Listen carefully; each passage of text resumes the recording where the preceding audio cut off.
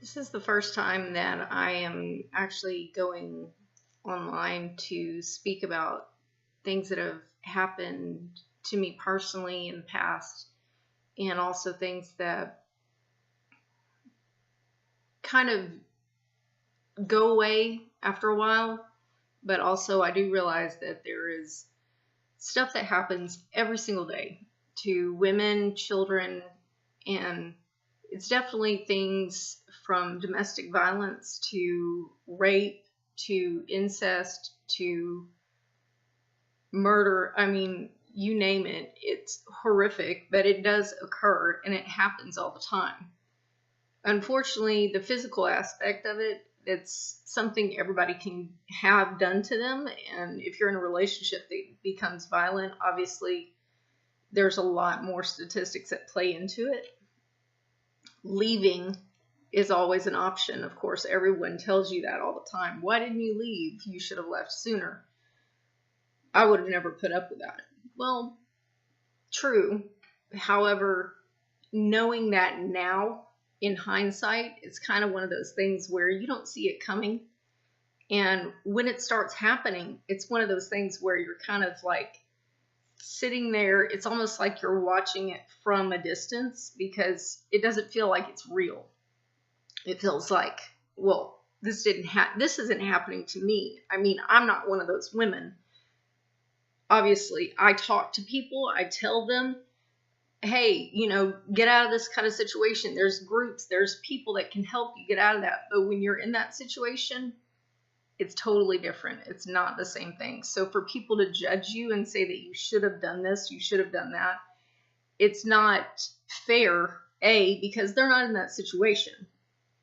So just me, myself personally, I'm now in a very good space, good place, mentally, physically, emotionally. I'm much more whole than I ever have been in my life.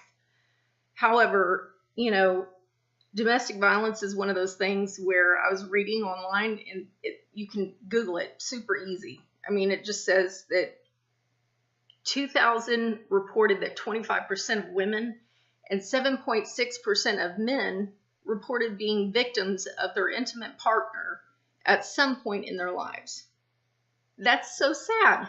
I mean, obviously people think, oh, well, women get abused, men don't get abused. That's not true at all. I know some women that are more abusive than men ever could be. But the fact is, I mean, me being a single mother, this happened and I was 36 at the time. And I had just came out of a marriage, or well, somewhat of a marriage. I had been with a guy and we had a child, and I thought things were so bad. Obviously after I broke things off with him, I realized how much worse things could be. And so there was someone that was very charismatic, very charming, just super funny, and just everybody loved him. He just had the greatest personality, and he was so charming. Like every day that I was managing my store, he would bring me lunch and he'd bring me a flower, and nobody had ever done that kind of stuff for me. So obviously I fell for it. And I was like, oh my gosh, so, somebody's really paying attention to me for the first time ever. And it was totally a ploy with those kind of people who are sociopaths, which is exactly what a domestic violence person is. They're a sociopath. They think everything is everyone else's fault, no matter what it is. Through their whole life, they blame everyone else all the time. It's always this person or that person's fault. It's society. It's whatever. They can't take any ownership for their actions. So I ended up going just head over heels like an idiot, and I broke things off because I thought that the person that I was with just did not care anymore and didn't want me and wasn't trying to make things work, didn't want to get a job. So I was like, you know what, I can do better. So I broke things off with him. Well, I started going out with this guy, and first things first, here he is. he's still this wonderful, charismatic, charming person. So I'm believing everything he said because I was very naive. So I come head first, full in. We're at a friend's house. We're having a barbecue, drinking, and whatever. And I mentioned something about wanting to text my daughter, but I had forgotten my phone. So he's like, here, use mine. So what did I do? I was like, oh, okay. So I just went to text him. Something inside me said, just kind of take a look at his text message. Now, I know that's a big faux pas. Everybody's like, oh, don't touch his phone. He gave me the phone, so technically he's just as much at fault. But no, I obviously, I was texting her and I saw a message that was below. When I backed out, I saw the message below mine, and it said, I wish I would have seen you. And I was like, okay, that's kind of odd. So I backed out of that message and into the one that was right below it.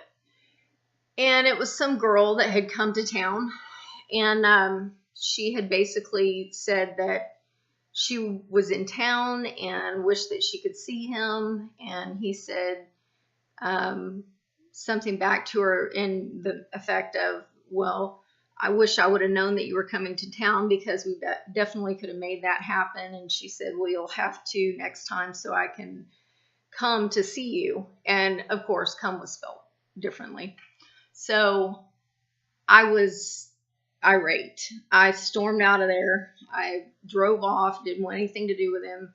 I was mad, and I was like, I'm done. I don't want to have anything to do with it. Of course, he wormed his way back in, just like he did several times after that. And I took him back because he said that I misinterpreted it. That's not how he meant it and all that kind of stuff. It was just a client of his, and so whatever. Anyway, he ended up moving in with me and my kids. And that was another big mistake. Then one thing led to another. And there was a lot of, it would take forever for me to go over every single violent thing that occurred. So I'm just going to say the long and short of it is, they will break you down. They will build you up and then break you down, and then build you up and then break you down. It's almost like a military style. I don't know what it is. There's a thing to it so that the person that's the abuser and the controller makes you feel like you're on cloud nine. Everything is so amazing. They treat you like you're God almost when things are good, and you just absorb it and feel that. But then when things turn bad, every woman that's listening to this, every guy that's listening to this knows when that person is having the moment, they go from Dr. Jekyll to Mr. Hyde. I've heard it compared numerous times. That's exactly what happens. Everyone sees them as this wonderful, charismatic, charming, perfect person that's hilarious and everybody loves them. Then the doors are closed and it's just the two of you, and they literally will ramp themselves up. It's almost like an MMA match. They work themselves up into such a frenzy that they can't stop themselves. So you are the target. So anyway, on the outside, every picture that we showed, everything that people saw, we saw, just this beautiful couple. We were, business minded. We were always in suits and ties or business casual clothes, always looked the part, always laughing in public. Everything looked great. And there was just these moments that just you would think that you were losing your mind, that maybe, something else was going on that you were doing wrong. So needless to say, years down the road, most people they get into a situation that ends up landing them in the hospital. I'm not one of those kind of people. If you knew me, you would know I come from a family where we ain't having that. So If he came at me, best believe I was coming right back at him with, I mean, trust me, he has battle scars too, but not, I mean, the ones that I'm talking about, obviously the women that are watching this, I don't ever want you to think that it's okay to battle with a guy and be like, oh yeah, you know what? I held my own, so it's okay. It's not okay. If you're ever in a situation to where you're in a relationship with someone and there's more bad than good, there's more animosity and fighting than there is happiness and tears of laughter versus tears of despair, that's not normal. That's not healthy, especially if you have kids that are watching this crap. I mean, you cannot put a child in a situation like that and expect them to come out okay. I mean, what are you doing? You are supposed to protect your kids. I felt like let me clean up my language. I felt like such a failure as a mother because I didn't know how to get out. There was so many times that I would hear, oh, well, you know, just leave. Well, there's a lot of times that I would hear from him, oh, well, I've been to prison. I don't care. Do your worst, because whatever, I guarantee you ain't making it out of here alive. Neither are your kids. You want to call the cops? Call the cops. I don't give a shit. Sorry. I don't give a crap because I've already been to jail. I mean, they don't care. And the fact is, they don't. I mean, point blank, eventually it's going to start with them belittling you, degrading you, cutting you down, controlling what you wear, controlling where you go, who you see, who you talk to, friends, family, whatever. And then the next step is going to be little love taps here, pushing there. If you're lucky, it's going to take a while, but it'll build up quickly. Mine took like 6 months before the first thing of him actually putting his hands on me. And I was walking down the street because I was always the kind of person where if I get mad, I would want to walk away so I could cool down because I know my temper. And I was like, I'm not going to instigate nor have that type of situation around my kids. So I started walking down the street, and first thing he did was like he had came up behind me and grabbed me, and I don't know how he did it, but somehow it felt like my chest cavity was crushing.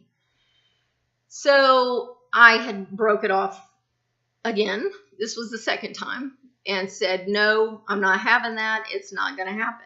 And when I came back to throw his stuff out in the street, my daughter was like, Mom, it was an accident. He didn't mean to. Please give him a chance. He really cares about you. Yeah. Sometimes kids are not the smartest judge of character when it comes to someone that acts like a big kid themselves. They see, oh, this guy's fun, or this girl's fun. They buy me what I want. No. If your gut instinct is telling you that something is wrong, trust me, that gut instinct, you need to listen to it because something's wrong.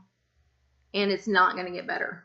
I mean, there were so many times where I thought about leaving. I did, and then it came to a point where there was a situation that had occurred. It was literally like we were dating for almost 18 months by this point, and I had everything from my skull busted open with my 2-year-old in the back seat, watching the blood run down my neck as I'm driving the car, to just, going back to see friends after we had moved away from Florida, and we went back to see friends. And I remember the whole time in the summer having to wear a long sleeve shirt because my entire arm was so covered in bruises that I was scared to let anybody see it. So when I tell you, there there's things you have to clue in on. You can't just think, I'm going to love them enough. They're going to change for me because I'm different. I'm going to make him want to change for me. That doesn't happen. It never happens. I don't care what anybody comments or says about this video. It does not happen. Unless that person truly wants to change and does things and takes action to try and change their behavior, they might be good for a month. They might be good for even 2 months. But guarantee you, it's going to happen again. It's inevitable. They can't help it. It is something in their psyche that they just can't help. And no matter what you do, it's not going to change them. They have to want to seek help and help themselves. But in the same token, so do you. You can't sit there and allow someone to degrade you or belittle you or cut you down, because I'm telling you, the physical stuff, you can heal from that. The physical stuff, that does not get to me. There's still days today, 6 years later, I still get choked up when I think about the kind of person I was, because not so much the stuff that I went through anymore, because that I'm over, but where it allowed me to get myself to. And it breaks you as a human being. So trust me when I tell you, you deserve so much more than that. You deserve to be happy. You deserve respect. You deserve love. You deserve to laugh. You deserve to cry joys of tears. You know, tears that are coming literally because you're so happy. Not the fear of, am I going to be able to sleep through the night or am I going to die?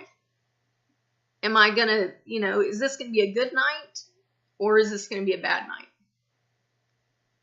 What can I do different to avoid this situation? And I know a lot of you people watching this that are in this situation, I know that you know exactly what I'm saying is true. You deserve so much more than what they're giving you.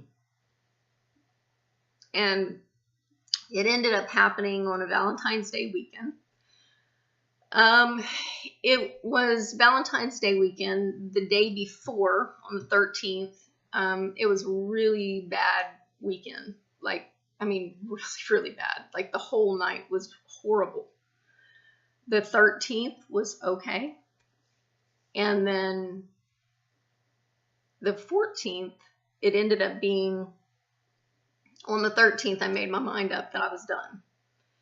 And so he had went to work, and I called in sick, and I packed up everything that I knew would fit in my car. Important things, documents. If it wasn't anything that we couldn't replace, a week's worth of clothes, there was, little things here and there that we had to have. And mind you, I had some nice stuff in my place. It was a nice place, not in my name, nice everything. But I was willing to let it go so that me and my children were safe. I called my dad up and I told my mom and dad, which of course my family had no idea what was going on, because that's part of it. You got to put on that front, that fake face yeah. So I called them up. I told them what was going on, and they asked me how much money I needed to get out of there. So I wasn't getting paid again for another week. And it was, I sold the flat screen TV that I had, and some guys at a tire place were nice enough to take the TV off my hands to give me new tires to get out of there after I explained what I was doing. And I turned around the next day. I got up and I just figured I was going to make it that a little bit easier. I told my girls what was going on, And I hid everything. Everything I packed, I hid in a cubby hole that was in the attic because I knew he never went in there. Sorry. And I had went to my daughter's school, and I picked them up from school, signed them out, got the important records that we needed, and packed up my car, packed up everything we had, and I left. And I went back home, and I started all over again, which, trust me, is extremely difficult when you have 3 daughters that you're moving in with your mom and dad. As an adult grown woman used to being on your own, you're moving back in with mommy and daddy so that you can start fresh because of a bad choice of dating some loser retard that just totally disrupted your entire life. So I'm not doing this to try and get some kind of recognition. I'm not trying to do this to get some type of sympathy or anything like that. I could care less if people watch this and think, oh, poor you. I don't care. I'm beyond that. The fact is, I want this, if it goes to more than one, more than 2, even if it just hits one person, if it can save their life or save their mental stability, it was well worth it for me. So just remember, the next time you think that he's going to change or she's going to change and things are going to get better, it's not going to happen. Just remember, you deserve better. And the hardest thing is walking away and not looking back. And it's going to be super hard month to month afterwards. It took me literally probably 3 years to get over the damage that he did in 18 months. And it's still hard. I still have moments, but thanks to my faith and also the fact that I listen to a lot of Kelly Clarkson, a lot of Aretha Franklin, a lot of, Patti LaBelle, a lot of Pink, and a lot of Christina Aguilera and Beyonce. I am telling you now, if you find you some women empowering songs and just work out, boxing is great. Kickboxing, work out your frustration and your anger and get that out. You can't hold on to it. And this crap where they're like, oh, you need to go to therapy, sit in therapy, tell somebody your problems. They tried that with me, and I almost had a nervous breakdown. I'm telling you, that is the worst thing you can do, is to go to therapy, because all they're going to do is literally tell you, hey, tell me how you're feeling. Tell me, explain to me everything that you've went through. Why? Why are you rehashing all of that? My daughter at the time was 15, and she told me the smartest thing. I'm driving down the interstate in tears, sobbing hysterically because I want to go back to this fool, because I was that brainwashed. And I said, I can't do this. I can't make it without him. What? My daughter, who is a child, looks to me and she said, Mom, look in the rearview mirror. And I was like, why? And she goes, do you see that? And I said, yeah, it's the road. And she goes, no, that's what's behind you. You're driving to your future. That is your past. Leave it there. That's so crazy that a child can tell you something that you should have known all along. All I want to do in wrapping this up is just say, the only reason that I wanted to do this, and trust me, I've been putting it off quite a while. A friend of mine told me that I should do it. I started writing a book at one point in time, put it down. It's hard because I've come to a place now where I feel very strong and very empowered and very aware of who I am as a woman. And I'm very comfortable with every flaw, every nook, every cranny, because you should be. No matter how old you are, you're a blessing. You're alive. You're breathing. That right there in itself is a miracle in today's society. There's too much hatred that's going on in this world right now for us to sit there and literally put ourselves in the midst of it on purpose. Just remember, when you don't think that you're strong enough, you are strong enough. You deserve better. You have to be the one. No one else can do it for you. You have to be the one strong enough and willing to put on those shoes and walk away before it's too late. God bless you and take care.